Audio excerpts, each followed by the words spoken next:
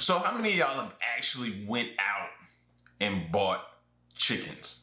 Everybody's talking about they're buying chickens now. All of a sudden, everybody's a chicken expert. I know nothing about this field or buying chickens for eggs and stuff, so I ain't got to go to the grocery store. But what are y'all doing? Give us, I don't know, give us the rundown on how you go about buying chickens, because obviously we need to know with the prices being what they are right now. We in survival mode, all right? But we're going to get to all the craziness, you know. You know how this goes. Question everything. You should. And remember, this is for entertainment purposes only. Let's get to it. So y'all, we in the stove. But I ain't been in the stove in so long. I ain't know these prices was like this. Hold on. Wait a minute. Where's she been at? See, this is what I be saying. Like, not everybody is tapped into what's going on. People go about their day and not even care about what's going on until they encounter something. And then they're like, oh, whoa, whoa, whoa, whoa, whoa, whoa. So now they trying to catch up. Eggs, y'all, eggs. Eggs. And then they say that's WIC approved. Eggs. I don't know what. So I guess we're gonna start eating brown eggs. What? And then what are these? And that was $3.49. Them might not be good for you. Okay, what? Y'all ever heard of these vitamin Debs? Yo, that's how we think, though. That's how our minds think, bro. Nah, why you trying to get me to get the cheap ones? Nah. Something got to be wrong with them. them bad eggs. That's how we think. Look at the fold. I mean, the 6 little eggs, $6.19. $10.99. Listen. Small done produce 4 boys. Won't he do it? She finna start producing some eggs. No. The devil is a lie. No. So this is why I don't like to go to the store, because I don't make lists like I should make lists. And then so you end up buying stuff. I didn't go and check everything. You end up buying stuff that you didn't come in here for. So you need to make a list and stay true to your list. So I'm gonna get some, I want some sour cream, but the little tubes that you use is more expensive. So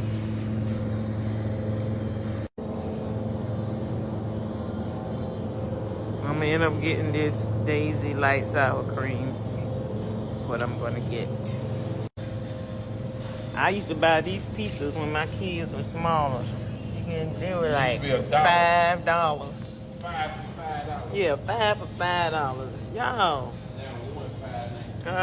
Yo, the Red Barons is $7. And you can tell I ain't been to the grocery store, but the missus do all our shopping. Like, you know what I mean? The wifey do the shopping. So, like, dang, I remember when them jokers there were mad cheap, especially the one in the little, the tombstone joints in the little plastic wrap. I wonder how much those are. Those was good too. Those are still low key one of the best, you know what I mean, pizzas. Good goobly doobly. My.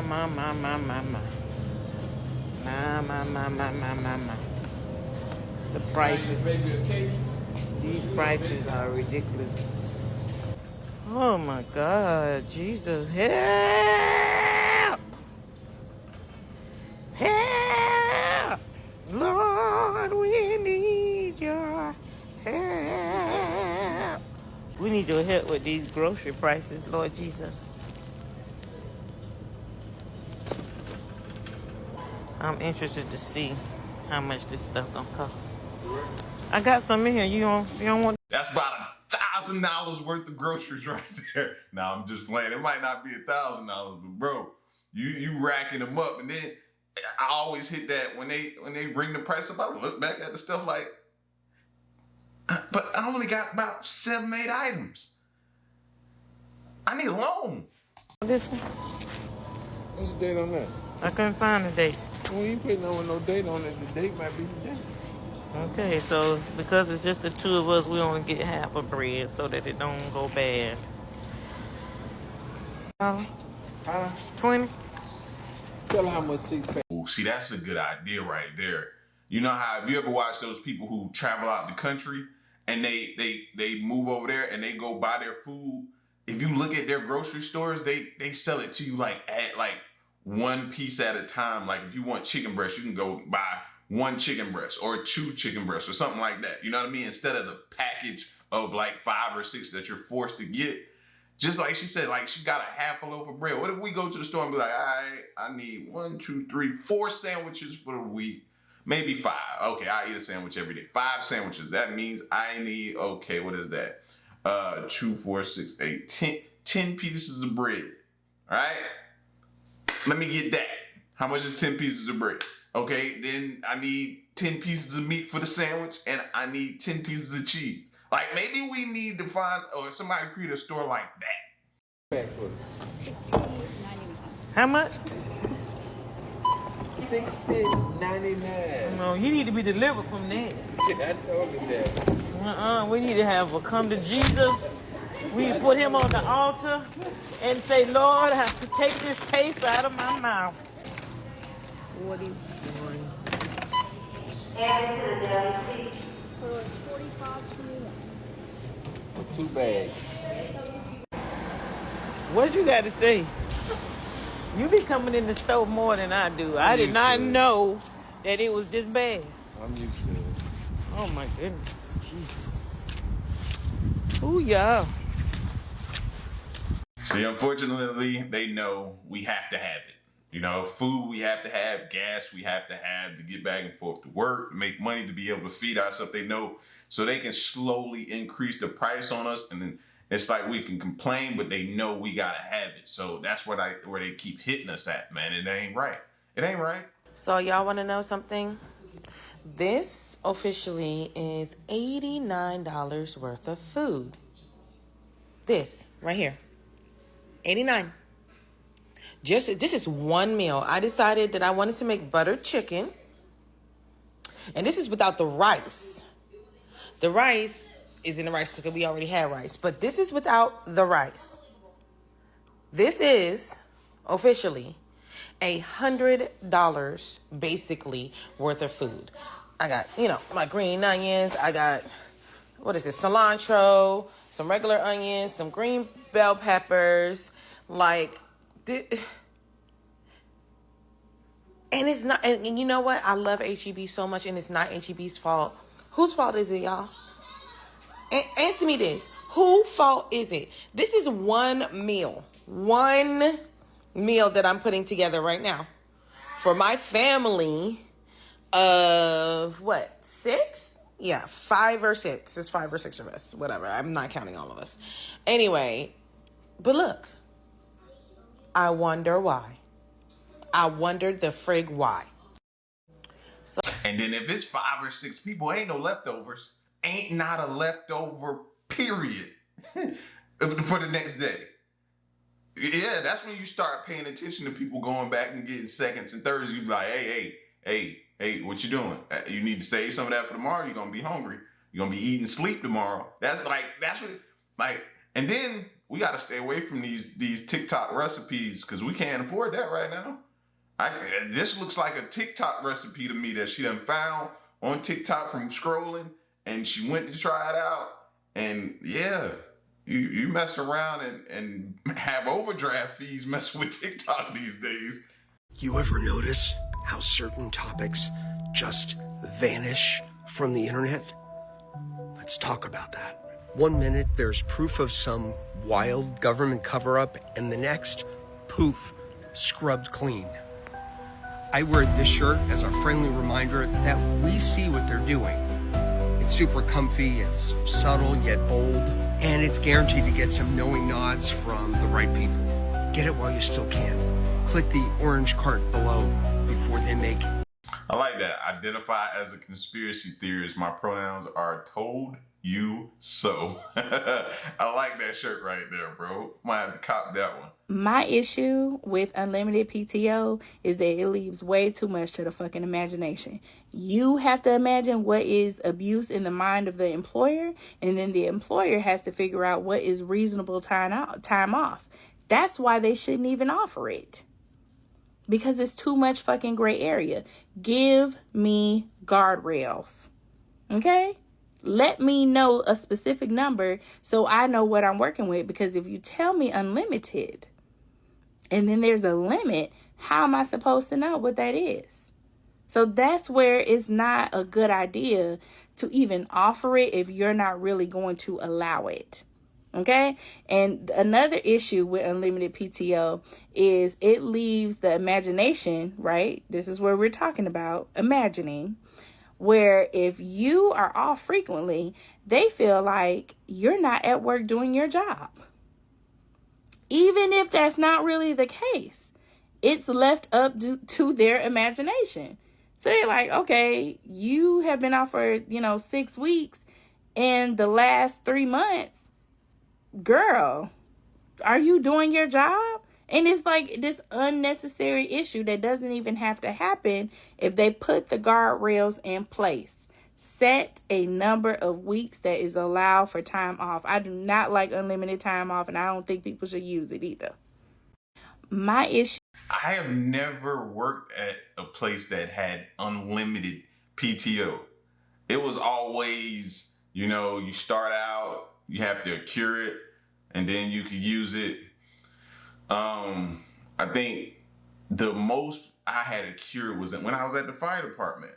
And I did that on purpose. That way, towards the end of the year, when it get them holiday times, I could hit them up and be like, all right, I'm taking this off because if you don't use it, you lose it. So, and it doesn't roll over to the next year. So that's what I did. But I've never seen an unlimited situation, bro. That definitely seems like a setup to me, man. Was you like, all right, man, what do you mean unlimited? Yeah, and then you looking around while they calling you in the office like, bro, you ain't even been here. Y'all gave me unlimited PTO.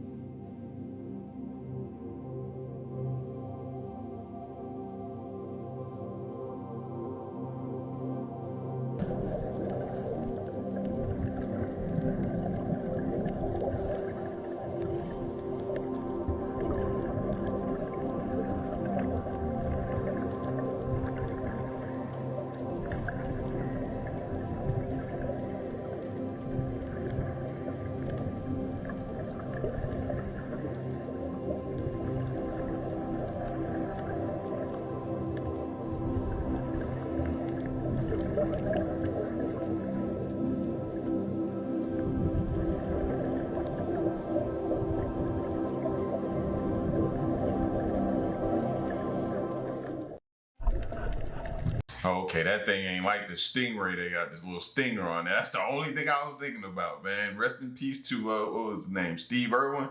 Yeah, that's what I was thinking about. Like, bro, you roll, but I ain't see the little stinger. So shout outs to all the rescuer fishermen or divers or whatever that be down there doing that type of stuff, man. Y'all are brave, fam. Y'all are brave. Y'all be down there doing what they say. You doing the Lord's work. The hikers who survived an 800-foot fall from a cliff finally rescued after being stranded on a snowy mountain for 3 days. Now they're actually talking about the complicated efforts to save them, and ABC's Morgan Norwood is here with that incredible story. Good morning, Morgan. Yeah, truly incredible. Gio, picture this. Stranded in the freezing wilderness, no food, and then fading hope. Veda Lynn and Christopher Ng had to huddle together for warmth after falling down that icy cliff. And this morning, the two are now opening up about how they survived 3 brutal days, and then the first responders who risked everything to save them. It was all caught on camera. This morning, the 2 hikers seen in this harrowing rescue after being stranded for 3 days near Idlewild, California, speaking out from their hospital beds. Honestly, I think it was kind of just straight panic. Veda Lynn and Christopher Ng were hiking the San Jacinto Mountains last Saturday when they suddenly plummeted 800 feet from a snowy cliff. Lynn using the last bit of cell phone battery to call for help.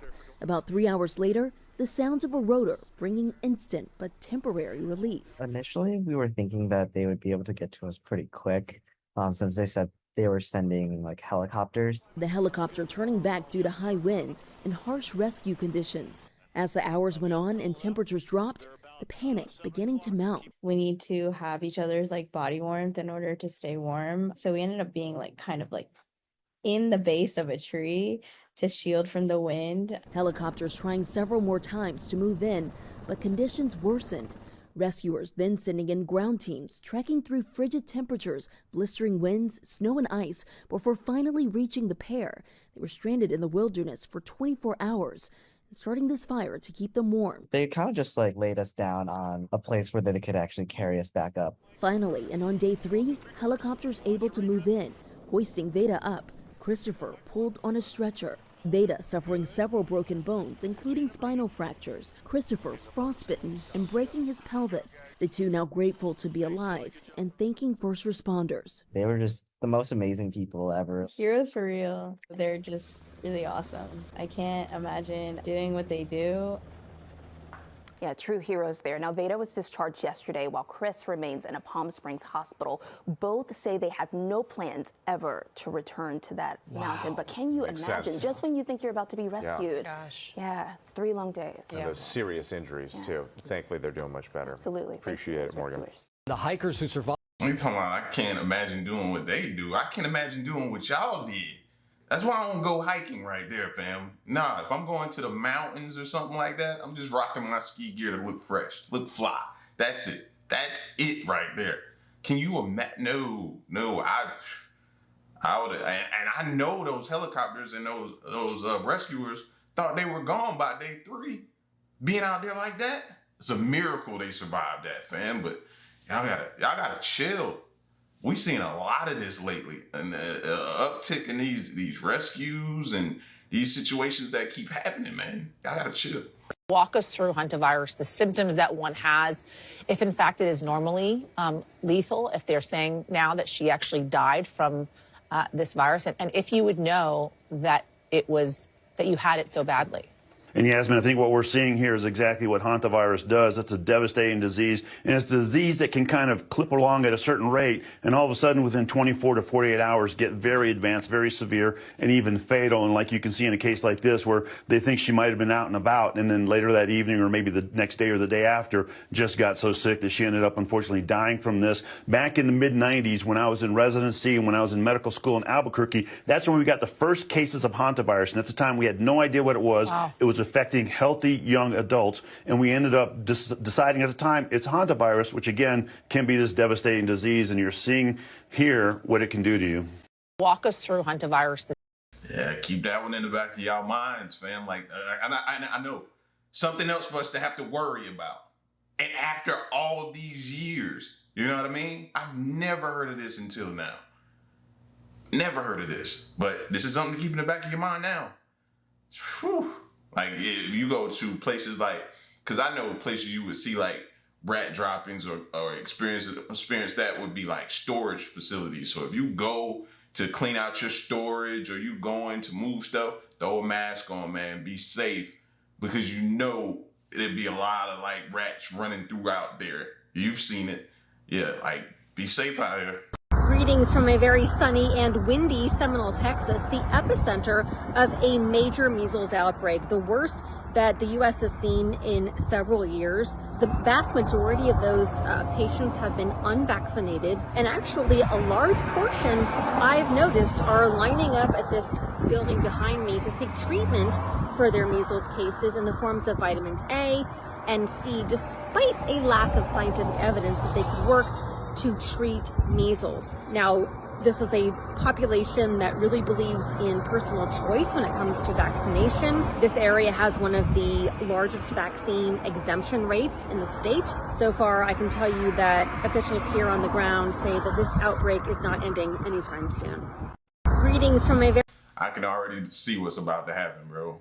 They're about to start not allowing people, because it is your choice whether or not you want to vaccinate or not vaccinate your child. So that choice is up to you. But what they're going to be doing is probably going back to them old school ways of, okay, if you don't have these shots and different things, they're not going to allow you in school. So you're probably going to have to homeschool or find a school that does allow it.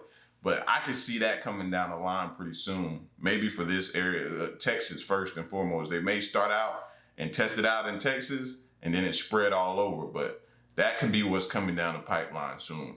Can you give us an update on what's going on in that with Dawn's case? filed her case several months ago, just before the criminal charges came down against Sean Combs. And the criminal case was strikingly similar to the complaint that we had already filed, with some very similar allegations of sex trafficking and co-conspirators. We had a lot of different people and parties to sue in the case. That took a long time. We've had a fight with some of the other defendants besides Diddy, who don't want to be in the case and feel that they should be dismissed. Once all that gets sorted out by the judge on those motions, then we'll begin the discovery phase of the case, which means we take depositions, we exchange documents and information, ultimately get to a trial. But we don't have a trial date yet, and I would expect that's at least a year away. You also recently are representing another individual, just this time a John Doe. Can you tell us how that case is going? John Doe is an adult entertainer who was somewhat well known in Las Vegas in 2007. And that's when Sean Combs, he says, found him and began to engage him at parties. And he says, you know, the incidents got worse and worse. I don't repeat the allegations of the complaints publicly for legal reasons, but we filed John Doe's complaint, which is very sexually explicit. We also had to make a special motion to the court to allow him to proceed anonymously because the allegations are so sexually explicit and he did not want his name out there. You know, people are afraid. Dawn Richard was brave enough to come forward with her real name, but that's not for everyone. And John Doe decided he was ready to file the case. He's absolutely terrified as well, but not with his real name. You also recently. So when is this case? They said like May, right? Because this is gonna get crazy. I wonder if Diddy, because normally you've seen here lately that they've been trying to make the judges, the people that are accusing them, making them like no, put your name out there, expose yourself. No. And I'm surprised that that hasn't happened in this John Doe situation, but it may come out during the trial. So just like the Young Thug trial and how everybody was paying attention to that one and others, this one here, this is going to be a big case.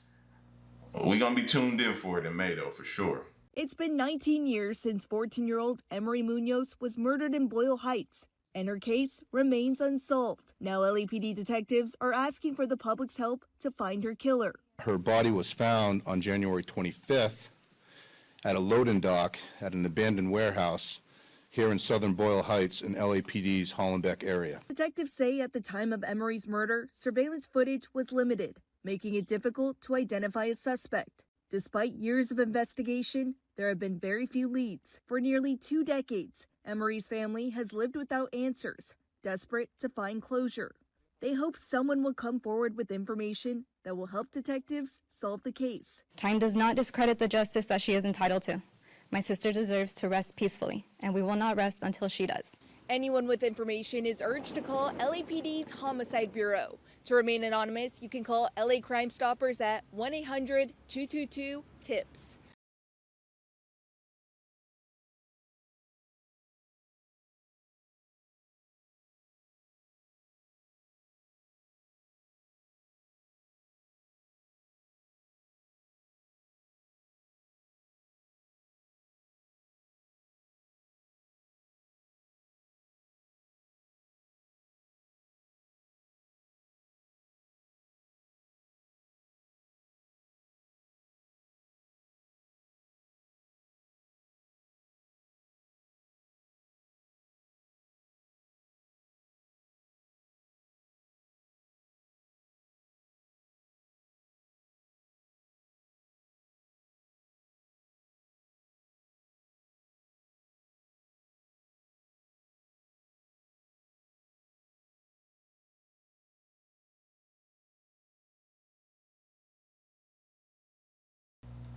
Wow. Thousands attend Women's March in downtown LA. Now, I've seen a few dudes sprinkled throughout, but not many.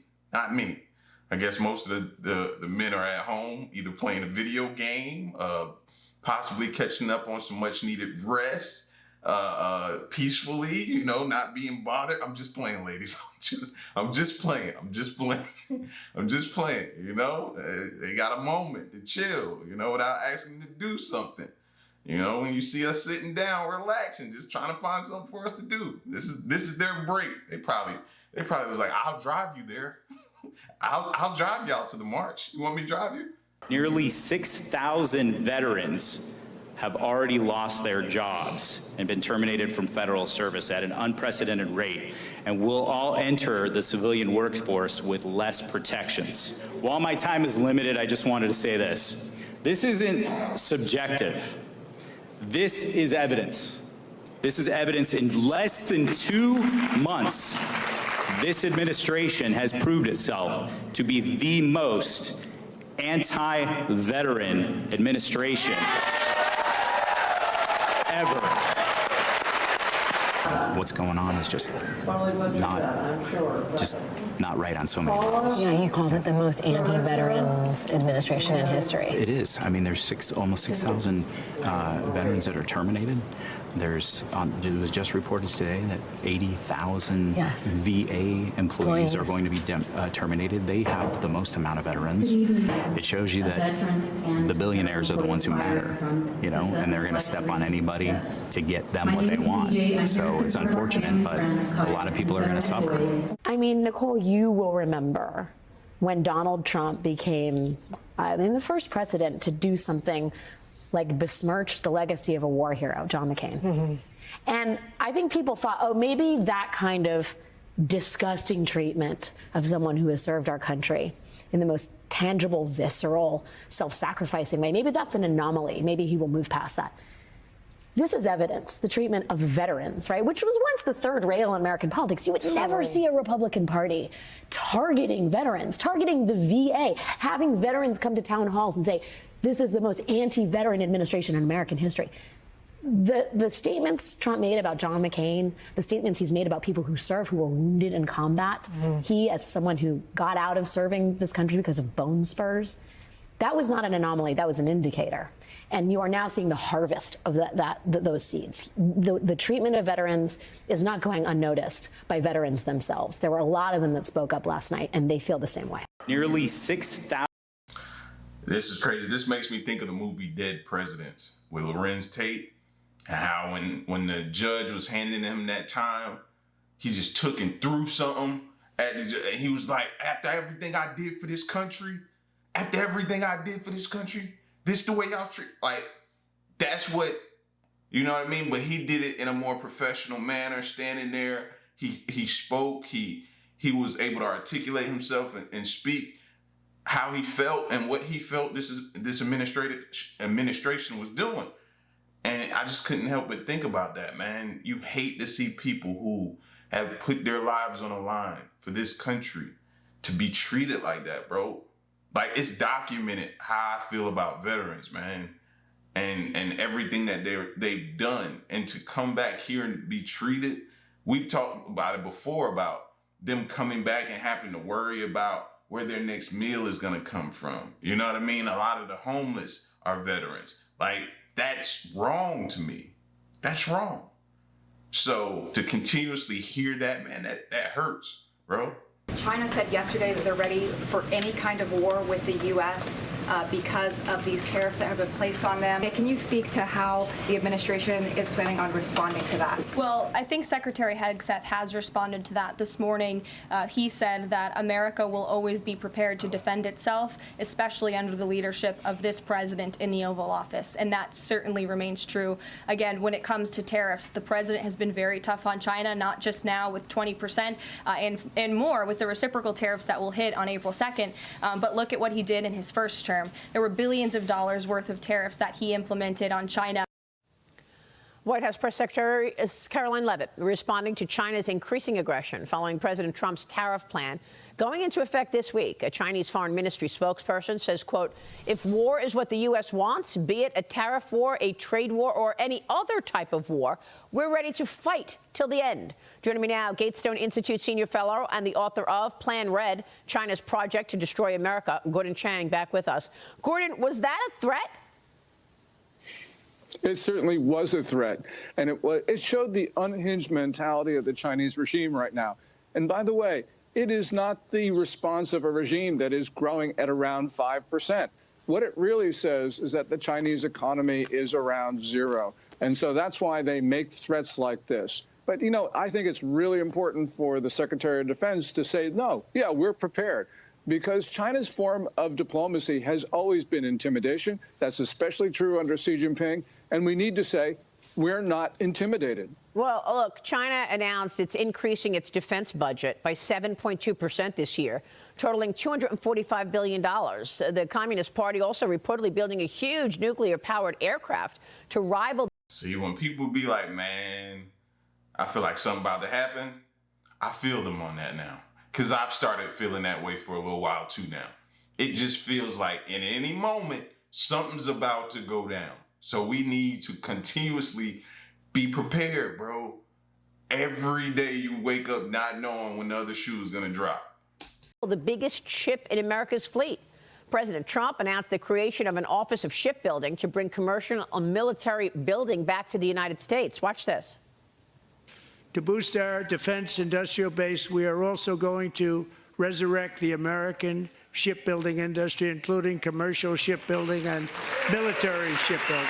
We will create a new Office of Shipbuilding in the White House and offer special tax incentives to bring this industry home to America where it belongs. We used to make so many ships. Gordon, I know that you're skeptical about China's building this aircraft. You're not buying it, are you?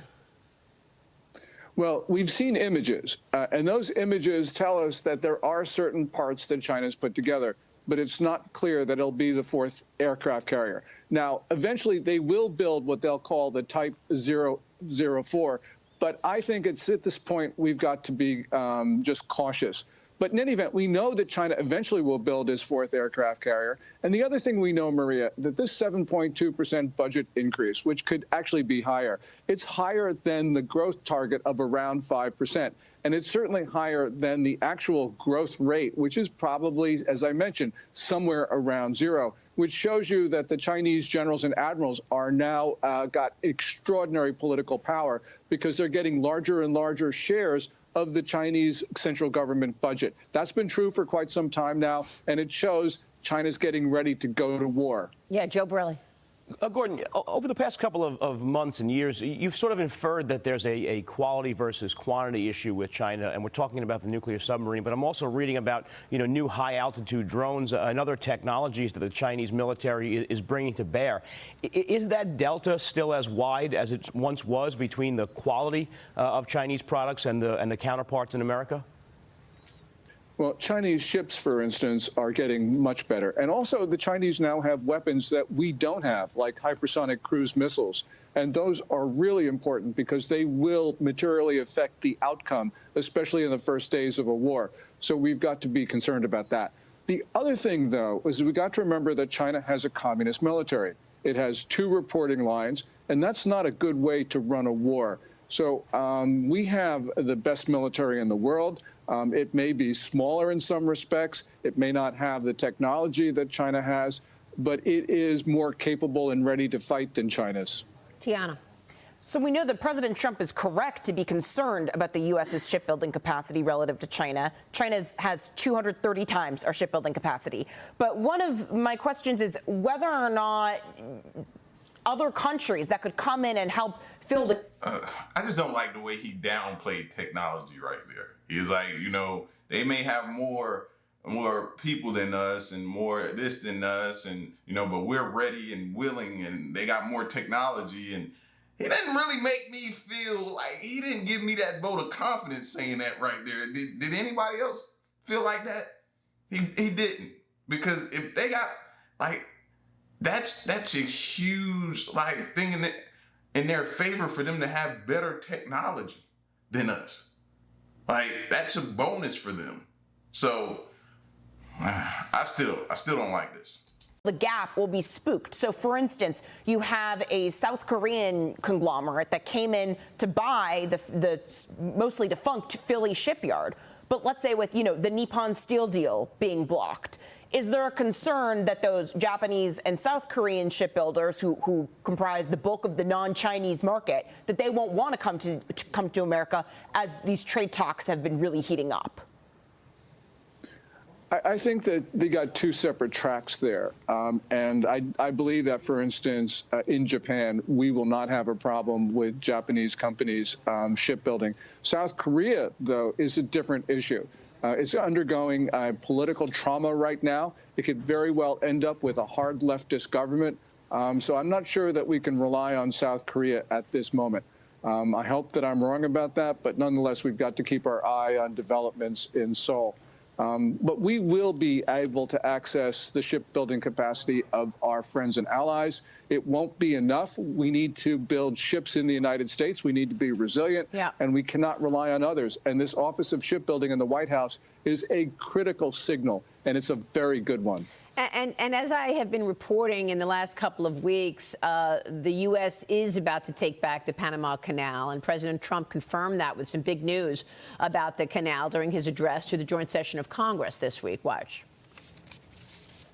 The administration will be reclaiming the Panama Canal, and we've already started doing it. A large American company announced they are buying both ports around the Panama Canal, and lots of other things having to do with the Panama Canal. The Panama Canal was built by Americans for Americans, not for others, but others could use it. But it was built at tremendous cost of American blood and treasure. We didn't give it to China. We gave it to Panama, and we're taking it back. Gordon, the news this week was BlackRock is leading the charge, acquiring those port companies. Your reaction? That is a really... Wow. Of all the names that we thought we would hear, BlackRock. Travel down that conspiracy theory right there. Travel down that rabbit hole. Important step. Yeah. Because Hutchison's two ports at both ends of the canal gave China a military capability to close the canal. Now, those are not China's only operations in the canal zone, and we need to get back all of them. But the two ports were the most important ones, and that's a very good step. Right now, China can block the canal at will. That would be critical.